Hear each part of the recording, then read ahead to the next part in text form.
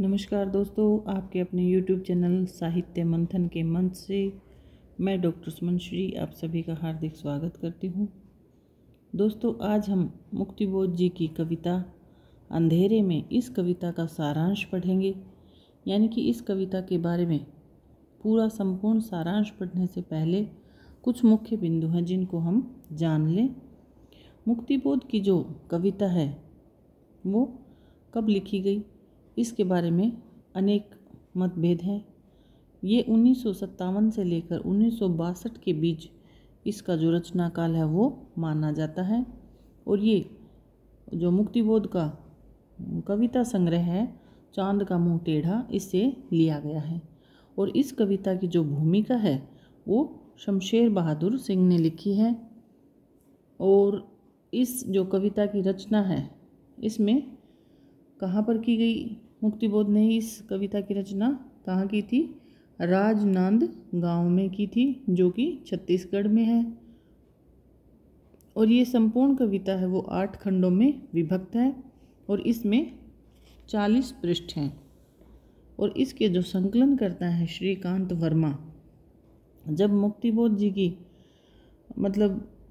अंतिम समय में लिखी गई ये कविताएं हैं और उनके जो बीमारी के चलते जब उनके अंतिम समय में उन्होंने श्रीकांत वर्मा से इच्छा जाहिर की थी कि चंबल की घाटियाँ और आकाश के दीप अंधेरे में, यानी कि जो कविता आज हम पढ़ रहे हैं अंधेरे में, इसका पहले क्या नाम था? आकाश के दीप अंधेरे में। यानी कि चंबल की घाटियाँ और आकाश के दीप अंधेरे में, इन 2 कविताओं को छापने के लिए श्रीकांत वर्मा को इच्छा जाहिर की थी मुक्तिबोध ने। और कहा था कि जो दूसरी जो कविता है आकाश के दीप अंधेरे में, इसका शीर्षक बदलकर केवल अंधेरे में रख दें। और जो श्रीकांत वर्मा ने किया और इस कविता का नाम अंधेरे में रख दिया। और ये कौन सी पत्रिका में छपी ये भी आपको पता होना चाहिए कि कल्पना पत्रिका में इसका संपादन किया गया था। और जो कल्पना पत्रिका है वो कहाँ से निकलती थी? हैदराबाद से निकलती थी। और इसके जो संपादक थे वो कौन थे? बद्री विशाल पिद्दी। और ये नवंबर 1964 ईस्वी में निकली थी। ठीक है। और इस जो कविता है इसके बारे में कुछ महत्वपूर्ण कथन हैं, उनको भी जान लें। रामस्वरूप चतुर्वेदी मुक्तिबोध का जो चांद का मुंह टेढ़ा है इस काव्य संग्रह में से ली गई है ये कविता। और इसके बारे में इन्होंने कहा है कि यह बड़े कलाकार की एक स्केच बुक सा लगता है। यानी इनका जो मुक्तिबोध जी का चांद का मुंह टेढ़ा ये जो काव्य संग्रह है ये बड़े कलाकार की एक स्केच बुक सा लगता है। ये पंक्ति परीक्षा में पूछ ली जाएगी। और ये किसने कही है? रामस्वरूप चतुर्वेदी जी ने। और एक और शमशेर बहादुर सिंह जिन्होंने इस कविता की भूमिका लिखी थी, उन्होंने कहा कि इस रचना को उन्होंने क्या कहा? दहकता इस्पाती दस्तावेज कहा है। किसने? शमशेर सिंह बहादुर ने, जिन्होंने इस कविता की भूमिका लिखी थी। और इस कविता के बारे में रामविलास शर्मा ने अपनी पुस्तक नई कविता और आतंकवाद, यानी रामविलास शर्मा की एक पुस्तक है नई कविता और आतंकवाद, इसमें रामविलास शर्मा जी ने अंधेरे में कविता को, यानी मुक्तिबोध की कविता को क्या कहा है कि अपराध भावना का अनुसंधान कहा है। ठीक है। और नामवर सिंह ने क्या कहा? कविता के नए प्रतिमान, ये नामवर सिंह की पुस्तक है कविता के नए प्रतिमान। और इस पुस्तक में उन्होंने मुक्तिबोध जी की जो कविता है अंधेरे में, इसको कहा है कि ये एक अस्मिता की खोज है। इसके अलावा इंद्रनाथ मदान ने भी कहा है कि ये आत्म संशोधन का अनुसंधान है। यानी इंद्रनाथ मदान ने इनकी कविता, मुक्तिबोध जी की कविता अंधेरे में को क्या कहा है कि ये आत्म संशोधन का अनुसंधान है। और एक अन्य जो आलोचक है निर्मला जैन, उन्होंने इस कविता के बारे में कहा कि ये अंतःस्थल का विप्लव है। और इसी प्रकार से प्रभाकर माचवे हैं, उन्होंने भी इस कविता को क्या कहा? लावा कहा है। तो ये कुछ जो आलोचक थे जिन्होंने जिनमें नामवर सिंह, प्रभाकर माचवे, निर्मला जैन, इंद्रनाथ मदान, रामविलास शर्मा और जो इनकी भूमिका जिन्होंने लिखी थी शमशेर बहादुर और रामस्वरूप चतुर्वेदी, यानी इन्होंने इस कविता के बारे में क्या क्या कहा है ये आप नोट करके रखेंगे। ये आपसे परीक्षा में पूछ लिए जाएंगे, ठीक है। और अब इस कविता के बारे में कुछ अन्य तथ्य जान लेते हैं। मुक्तिबोध जी की ये रचना है, लंबी कविता है और अंतिम कविता है। देखिए अंतिम कविता क्यों कही गई है, क्योंकि मुक्तिबोध जी के बीमारी के समय अंतिम समय में उन्होंने ये कविता लिखी थी, इसलिए इनको मुक्तिबोध की अंतिम कविता कहा गया है। और कब लिखी गई, देखिए एक फिक्स वो नहीं है इसका, 1952 से लेकर 1962 तक। कहीं कहीं पर ये 1952 से मिलती है, कहीं कहीं पर ये 1957 से 62 तक मिलती है। और अंतिम संशोधन 1962 ईस्वी में हुआ। पहला प्रकाशन इसका देखिए आकाश के दीप अंधेरे में, इस नाम से था इसका पहला प्रकाशन। और इसको जो बदलने का जो काम था वो किसने किया था, श्रीकांत वर्मा ने, जिसकी चर्चा मैंने अभी अभी आपसे की है। और कल्पना पत्रिका जो नवंबर 1964 ईस्वी में निकलती थी, उस पत्रिका में ये प्रकाशित की गई थी। और काव्य नायक 2 हैं। काव्य नायक कौन है, मैं यानी स्वयं जो लेखक है, और स्वप्न का नायक अन्य कोई है, यानी कि 2 इसके नायक हैं, मैं और अन्य। अंधेरे में शीर्षक कविता में मुक्तिबोध ने भयाक्रांत शोषित वर्ग का चित्रण किया है, यानी भयक्रांत, भय से आक्रांत जो शोषित मध्यवर्गीय वर्ग है उसका चित्रण यहाँ पर इस कविता में मुक्तिबोध जी ने किया है। आगे देखते हैं। अंधेरे में कविता है वो फैंटेसी से निर्मित है। कैसी है, फैंटेसी से निर्मित है। फैंटेसी जागृत स्वप्न चित्रावली होती है। देखिए फैंटेसी का अगर अर्थ आपसे पूछ लिया जाए कि फैंटेसी क्या होती है, कि जागृत स्वप्न चित्रावली होती है, ठीक है। और ये कविता, ये काव्य संग्रह कौन सा है, चांद का मुंह टेढ़ा, और जिसका प्रकाशन वर्ष है 1964 ईस्वी। आगे देखते हैं। अंधेरे में शीर्षक कविता को कवि अपने सृजन काल के आशंका के द्वीप अंधेरे में नाम से दिया था। यानी जब अंधेरे में इस कविता का जो सृजन किया था तो क्या शीर्षक दिया था, ये आपको याद रखना है, क्योंकि ये प्रश्न आपसे पूछ लिया जाएगा। आशंका के द्वीप अंधेरे में। और उनकी इच्छा के बाद, यानी उन्होंने बीमारी के समय इच्छा जाहिर की थी, और तब श्रीकांत वर्मा ने, अब ये नाम चेंज किसने किया ये भी आप याद रखेंगे, श्रीकांत वर्मा ने उनका नाम अंधेरे में रखा था। और 1963 में मुक्तिबोध ने अग्नेशंका नामक एक पोलिश महिला को अंधेरे में कविता भेजने से पूर्व एक पत्र लिखा, और उसमें एक आशंका है कि अंधेरे आशंका का वातावरण है, कहीं हमारे भारत में ऐसा वैसा ना हो, ठीक है, इसलिए उन्होंने इसका नाम चेंज कर दिया था। मुक्तिबोध की मृत्यु के बाद कल्पना पत्रिका 1964 ईस्वी में यह आशंका के द्वीप से हटा दिया गया था, और इसके जो संकलनकर्ता थे वो श्रीकांत वर्मा थे, इसको याद रखेंगे। और इनसे ही इन्होंने इसका नाम बदलने की इच्छा जाहिर की थी। मुक्तिबोध सबसे लंबी कविता है, 40 पृष्ठों की ये कविता है। ये कुछ मुख्य तथ्य हैं इसके। और क्या है इसमें, अधिक विस्तार से मार्शल लॉ का ही वर्णन किया गया है। इसमें क्या वर्णन किया गया है, मार्शल लॉ, ठीक है।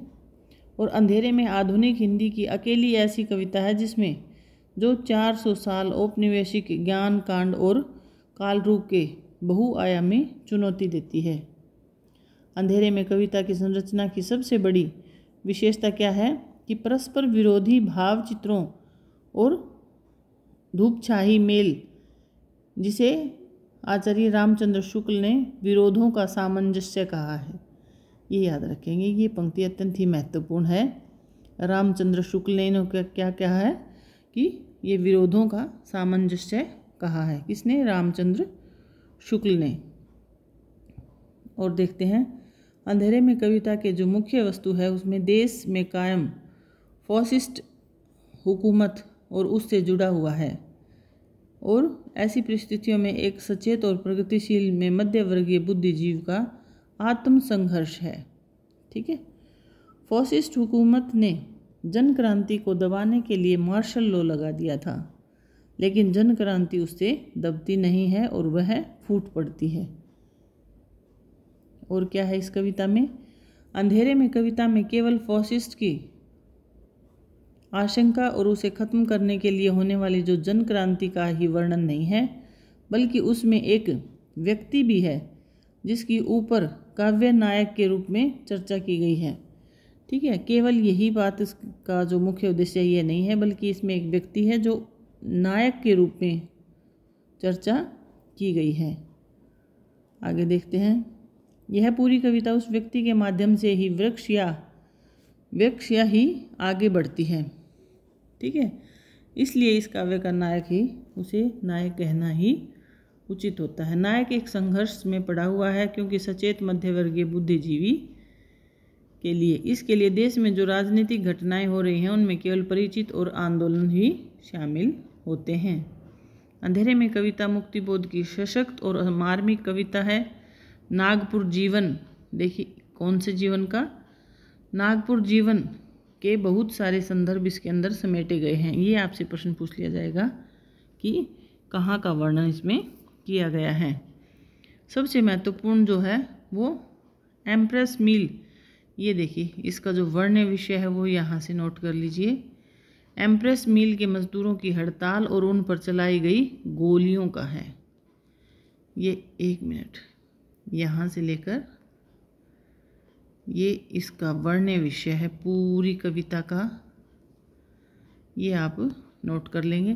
गोलीकांड के समय एक अखबार के रिपोर्टर की हैसियत से मुक्तिबोध की घटनास्थल पर मौजूद थे और उन्होंने सिर का फूटना और खून का बहना अपनी आंखों से देखा था, इसलिए उनको इतने सजीव रूप में चित्रित कर पाए। मुक्तिबोध घटना की व्यापक राजनीतिक रूप में देखा और एम्प्रेस मील के जो गोलीकांड है उसको पुस्तक के प्रतिनिधित्व किए जाने तक के तथ्यों का निष्कर्ष निकाला। यदि हम सावधान न हुए तो हमारी स्वतंत्रता हुकूमत कायम हो जाएगी। और इसी आशंका से दुष्स्वप्न की भांति उन्होंने इस जो घटना को काव्यात्मक परिणति के रूप में अंधेरे में इस शीर्षक से उस कविता को लिख दिया। आगे देखते हैं। अंधेरे में कविता में कवि कोमल अनुभूतियों की भी अभिव्यक्ति करता है। कवि ने रात्रि श्यामल ओस की, यानी कि इसमें केवल ऐसी विकराल घटना ही नहीं है बल्कि इसमें कोमल जो अनुभूतियां हैं वो भी प्रदर्शित की गई हैं। श्यामल ओस की दुले हुए अस्तित्व में महक की प्रस्तुति है।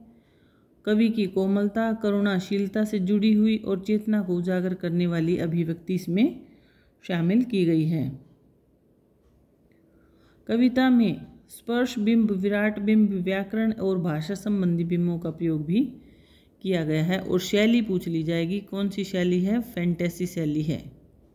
अंधेरे में कविता में व्यक्त विचारों को 3 भागों में बांटा जा सकता है। अस्मिता की खोज, मृतक दल की शोभा यात्रा और सैनिक शासन और जन क्रांति, यानी 3 भाग हैं। ये मुख्य बिंदु हैं इसके कि अस्मिता की खोज है यहाँ पर, मृतक दल की शोभा यात्रा है और सैनिक शासन और जन क्रांति का इसमें वर्णन किया गया है।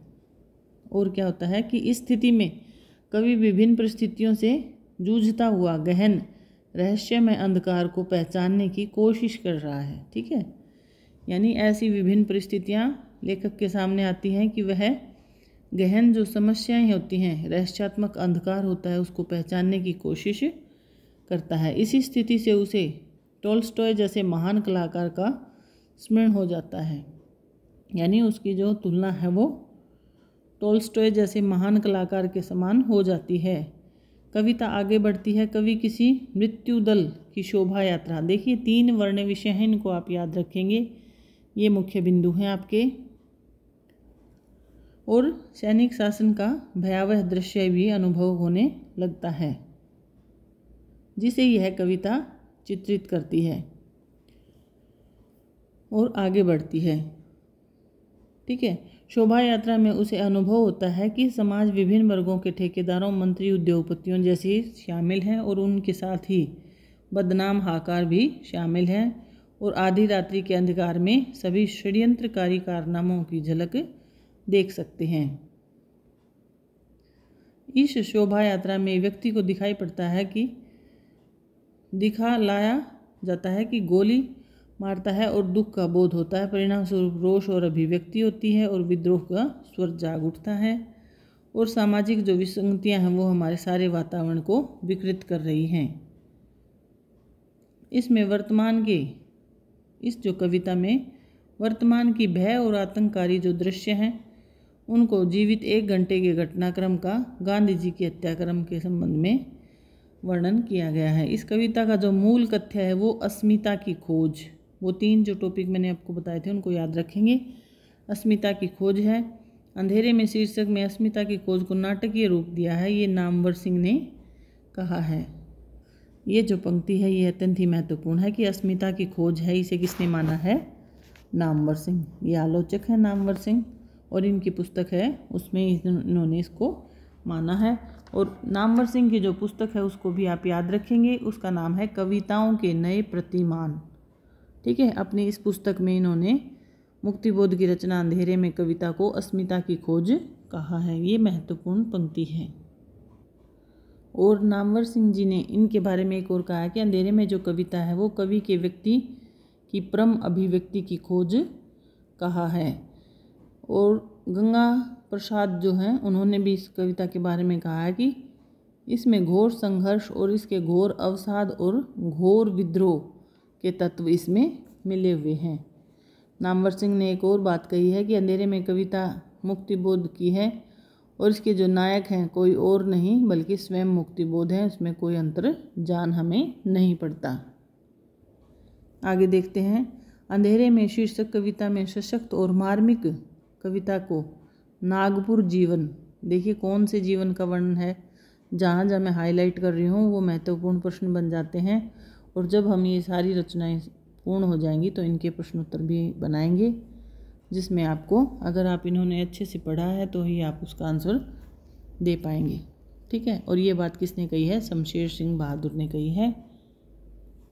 और क्या कहा है कि इन्होंने इतिहास का स्वतंत्रता और पूर्व पक्ष और पश्चात की दहकती हुई इस्पाती दस्तावेज, ये याद रखेंगे, ये पंक्ति ये देखेंगे, दहकता हुआ इस्पाती दस्तावेज कहा है किसने?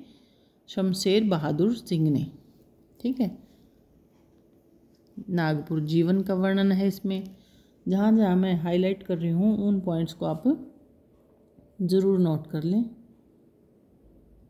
आगे देखते हैं। अंधेरे में कविता की कुछ महत्वपूर्ण पंक्तियाँ हैं, इनको भी आप याद रखेंगे। स्वतंत्रता व्यक्ति का वादी छल नहीं सकता, मुक्ति के मन को जन को। ठीक है।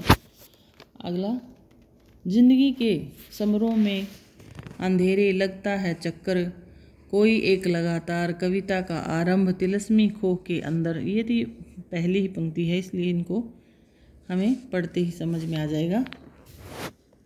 आगे देखते हैं। एक पंक्ति और है कि बहुत बहुत ज़्यादा दिया बहुत बहुत कम, मर गया देश अरे जीवित रह गए हम। ये पंक्ति हैं, ये अत्यंत ही महत्वपूर्ण है। इस प्रकार से हमने इस कविता की जो संपूर्ण विशेषताएं, कुछ पंक्तियां और किन आलोचकों ने इस कविता को क्या कहा है वो हमने पढ़ लिया है और इसका सारांश भी कर लिया है। अगली वीडियो में हम इसके प्रश्नोत्तर लेकर आएंगे, तो आप इनको अच्छे से पढ़ लें ताकि आप उन प्रश्नों को कर पाएँ और जब हमारी परीक्षा में इस प्रकार से क्वेश्चन आएंगे तो हम उन्हें आसानी से कर पाएंगे। ठीक है।